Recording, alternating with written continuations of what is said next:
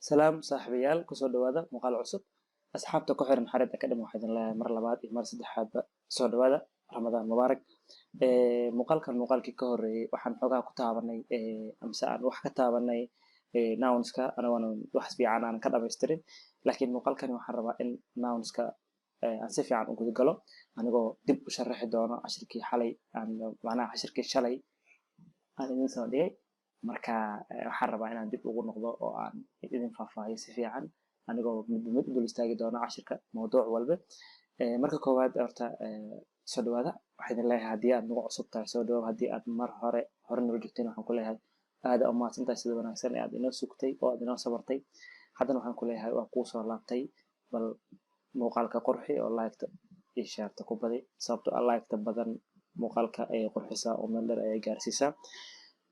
haddii aad dhanka tiktok iyo dhanka oo facebook ama dhanka telegramka aad nagala socotidna waxaan ku leeyahay mar labaad iyo mar saddexaadba ramadaan mubaarak okay haddii aan guda galo cashirkeena maanta anoo dib ugu noqonaya cashirkii shalay what are nouns okay nounka muxuu yahay waa dul mari doonaa nounka nouns are words used to name people macnaha nouns waxaa laga soo gaabiyey mise macnaha waxaa iyadoo lasoo gaabiyay aan dhihi karnaa names of people places things or ideas waxa waaye magacyada dadka shayaalka meelaha iyo fikradaha okay nounka muxuu faa'iido u leeyahay nounka wuxuu ka mid yahay parts of speech macnaha qeybaha ka mid ah hadallada mise dhawaqa lagu dhawaqo oo ingiriiska like qof hadduu hadli rabo erey walba aad ku hadashid mise waa noun mise waa pronoun mise waa preposition erey walba aad ku hadasho mise waa pronoun mise waa noun mise waa adverb mise waa adjective marka waa kuwaas ma baran doonaa insha Allah marka hadda waxaan taaganahay noun marka nounka wuxuu naga caawinayaa waxa la yidhi meeshan they provide waxay siiyaan the building blocks macnaha waxayna siiyaan mise waxay wax siiyaan mise waxay qurxiyaan sentence-ka jumlada mise waxay dhisaan jumlada iyadoo weliba macnaha naga caawinayso in aan ugu hadalno dadka macnaha bulshada sa aan ula hadalno si qaab wanaagsan communicate effectively qaab oo macnaha la fahmayo okay waxaan dhahnay nouns wuxuu kala baxaa afar qaybood common noun proper noun abstract noun iyo collective noun okay kan ugu horeeya aan guda galno waxaa la yidhahdaa common noun okay common macnaha markii aad fahamtid ereyga common macnaheedu waxa waaye waa mid khaas ah common waa khaas common nouns are general names macnaha magac guud oo khaas ah names for people dadka magacyada meelaha magacyada shayaalka they do not refer macnaha macnaha looma qasdin inuu ka hadlo any specific person qof gooni ah inuu ka hadlo or place shay ama meel ama things example okay common nounka maxaa waaye waa magac guud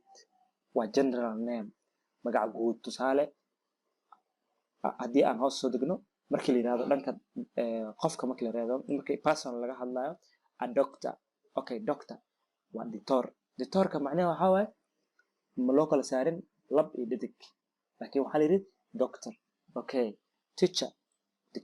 macnaha teacher waxaa waaye macallin okay looma kala saarin marka asagana sidoo kale inuu naag yahay iyo inuu nin yahay inuu lab yahay inuu dhadig yahay looma kala saarin okay a student okay arday lama kala saarin ma dumara ma raga magaalaaska koowaad ama magaalaaska labaad ama magaalaaska saddexaad ama jaamacada ku jira lama kala saarin okay a place marka shay meelaha goobaha city aliri caasimad ama magaalo okay magaalo sideedaba meeqa magaalo adduunka ku taal way badan yihiin muqdisho waa city nairobi waa city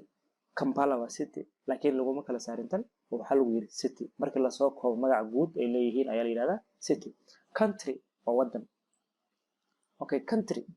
wadan baa lagu dhahay wadankee waa ama Soomaaliya ama Kenya ama Uganda ama Tanzania ama Ethiopia ama Somaliland wadan so country okay park macnaha waxaa waaye meelaha beeraha sida beerta banaadir beerta xayawaanada ee Dar es Salaam ama dayriile meesha ahaato meel walba park ku yaal park macnaha ama meel la dalxiis tago waaye marka lama sheegin magac khaas ah magac guud lagu sheegay laakiin laguma dhihin national park Nairobi national park laguma dhihin Dar es Salaam national park laguma dhihin Muqdisho national park laguma dhihin laakiin waxa uu dhahay park waa guud ahaan magaca ay wadaagaan things shayal okay shay things waxa la yiraahdaa shay okay shayaasha waxa kamid ah book buuga kee waay ma English ha Swahili ama Soomaaliya ma Carabiga ma Tarbiya lama kala sheego table miis kee waay miiska qadada miiska oo shaqada lagu shaqeysto oo caaga mise kan oo alwaaxa lagu kala sheego ka baabuur imisa nooc baabuur jirto badan yihiin ku dhawaad kumanaan kun oo baabuur jirto laakiin lagu kala sheegin waxa lagu yiri ka okay intaas waxa ku soo gabagabeynaa common noun ninkii macna su'aal ka qabo commentiga noo soo qori kara okay waxa ugu beena kan labaad ee la yiraahdo proper noun are specific names given to a particular people macnaha waa magac dad khaas ah la siiyay ama meel khaas la siiyay waa particular name a specific name magac khaas ah macnaha magac ka duwan magacyada qofka saale hadda waxaan ka hadalnay people marka ka hadlayno person marka ka hadlayno waxaan doctor laakiin kan waxa waa magaca adiga lagu siiyay magaca adiga aad leedahay magaca adiga lagu siiyay saale hoos soo degno magaca okay intaan saalaha galay given to a particular person people places or things okay macnaha marka maxay taalaa meesha maxaa macnaha maxaa waxa waaye waa magac qofka la siiyay mise meesha la siiyay mise shaygan lagu magacaabo okay mar walba aad ku aragtid jumlad magaca oo proper noun ah wuxuu ka bilowdaa ama xataa hadduu yahay common noun mar walba nounku wuxuu ka bilowdaa capital letter macnaha erey xaraf oo capital ah okay example markii aan ka hadlayno dhanka person mar walba waxaan kala dhigaynaa saddexda shay okay person John alla no one automatically no one Muhammad alla no one Ali alla no one oo ogtahay Mary alla like Mary waxa la Maryam oo la soo gaabiyay Mary magac naago waa Xaliimo Sahro Safiyo soo qof walba magac la weerar mis magac looga magac daro okay Michael ama Michael waa magac nin marka waa magaca qofka ama shayga ama meesha loo bixiyay okay place okay meelaha marka New York City aw dhahay waa New York Mareykan ay ku taala waxa waaye magaalo Mount Everest waa buurta ugu dheer Afrika hadii aan qaldaneen Paris waa caasimadda France marka waxaan dhihi karnaa meeshaas meel walbo magac leh magaceeda ugu wacdo waa proper noun laakiin hadii tusaale idoo hadda intaan dhan hadii aan ku soo koobno oo aan dhahno maxaa la dhahay city or aan dhahno mountains aan waxay noqonaysaa common noun okay things marka shayalka waxaan dhihi karnaa Coca-Cola waa cabitaanka Coca-Cola hadii aad taqaanid ama cabitaanka Fanta Coca-Cola iPhone mobileka iPhone-ka aad lagu daatay waa iPhone Titanic ninkii yaqaano waa maxaa la dhahay markabkii weynaa ee hadda ka hore